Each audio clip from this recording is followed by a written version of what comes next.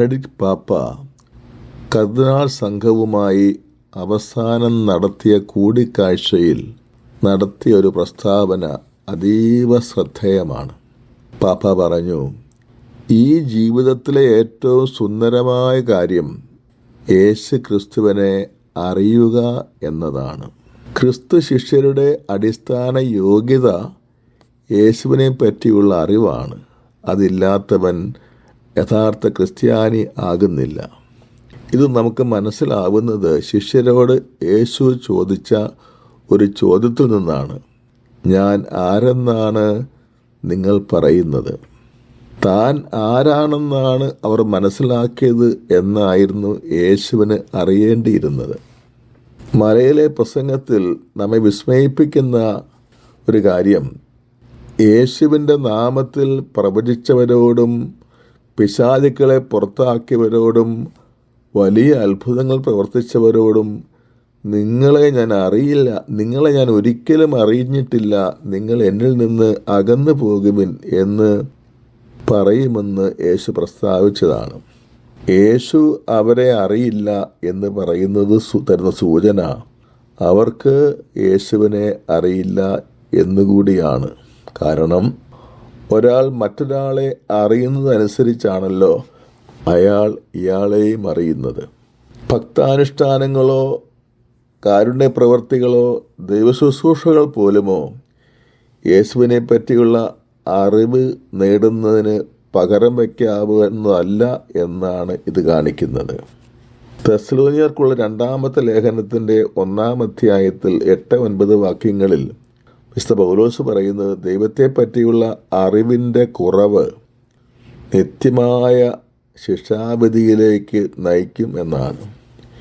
യോഹന്നാൻ്റെ സുവിശേഷം 17:3 ഇത് ശരിവയ്ക്കുന്നുണ്ട്. ഏക സത്യദൈവമായ അങ്ങയെയും അങ്ങയച്ച യേശുക്രിസ്തുവിനെയും അറിയുക എന്നതാണ് നിത്യജീവൻ. നിത്യജീവൻ യേശുവിനെ അറിയലാണ്. യേശുവിനെ പറ്റി പഠിക്കുക, അറിയുക എന്നത് ഐച്ഛികമല്ല, അത് ദൈവകൽപ്പന തന്നെയാണ്. നിയമത്തിലെ ഏറ്റവും പ്രധാന കൽപ്പന ഏത് എന്ന് യേശുവിനോട് ഒരു നിയമപണ്ഡിതൻ ചോദിക്കവേ ഈശോ കൊടുത്ത ഉത്തരം, നിന്റെ ദൈവമായ കർത്താവിനെ പൂർണ്ണ ഹൃദയത്തോടും പൂർണ്ണ ആത്മാവോടും പൂർണ്ണ മനസ്സോടും കൂടെ സ്നേഹിക്കുക എന്നായിരുന്നു. ഈ കൽപ്പനയുടെ ആദ്യ രൂപം നിയമാവർത്തന പുസ്തകം 6:5 അവിടെ പറഞ്ഞിരിക്കുന്നത് നിന്റെ ദൈവമായ കർത്താവിനെ പൂർണ്ണ ഹൃദയത്തോടും പൂർണ്ണ ആത്മാവോടും പൂർണ്ണ ശക്തിയോടും കൂടെ എന്നാണ്. ഈശോ പൂർണ്ണ ശക്തിയോടെന്ന വാക്ക് മാറ്റി അതിന് പകരം പൂർണ്ണ മനസ്സോടെ ആക്കുകയാണ് ചെയ്തത്. മിസ്റ്റർ ജോൺ മരി വിയാനി പറയുകയാണ്, പൂർണ്ണ മനസ്സോടെ ദൈവത്തെ സ്നേഹിക്കുക എന്നതിനർത്ഥം ഈശോയെ അറിയാൻ കഠിന പ്രയത്നം നടത്തുക എന്നാണ്. ഈ ലോക ജീവിതം വിജയിപ്പിക്കാൻ അത് സൗഭാഗ്യകരമാക്കുന്നതിനും അനിവാര്യമാണല്ലോ ശാസ്ത്രത്തിലും സാങ്കേതിക വിദ്യയിലുമുള്ള അടിസ്ഥാന പാണ്ഡിത്യം. എങ്കിൽ നിത്യസൗഭാഗ്യം പ്രാപിക്കാൻ തീർച്ചയായും അനിവാര്യമാണ് യേശുവിനെ പറ്റിയുള്ള ആഴമേറിയ അറിവ്. ദൈവത്തെക്കുറിച്ചുള്ള ജ്ഞാനസമ്പാദനം ലൗകിക ജ്ഞാനസമ്പാദനത്തെക്കാൾ കൂടുതൽ പരിശ്രമം ആവശ്യമുള്ളതാണ്. പുതുവർഷത്തിൻ്റെ ആരംഭത്തിൽ തന്നെ ഈശോയെ പഠിക്കുവാൻ നമ്മൾ ഓൺലൈനിലായി ഒത്തുചേരാൻ പോവുകയാണ്. എല്ലാ ദിവസവും അല്പസമയം നമുക്ക് അതിനുവേണ്ടി മാറ്റിവെക്കാം.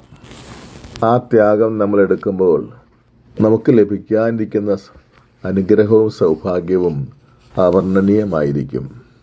നമ്മുടെ വിലപ്പെട്ട സമയം ഈശോയെ അറിയാൻ വേണ്ടി നമ്മൾ ഉപയോഗിക്കുമ്പോൾ നമുക്ക് ഈശോയെ കൂടുതൽ അടുത്തറിയുവാനും ഈശോയ്ക്ക് നമ്മെ അറിയുവാനും കാരണമായി തീരും.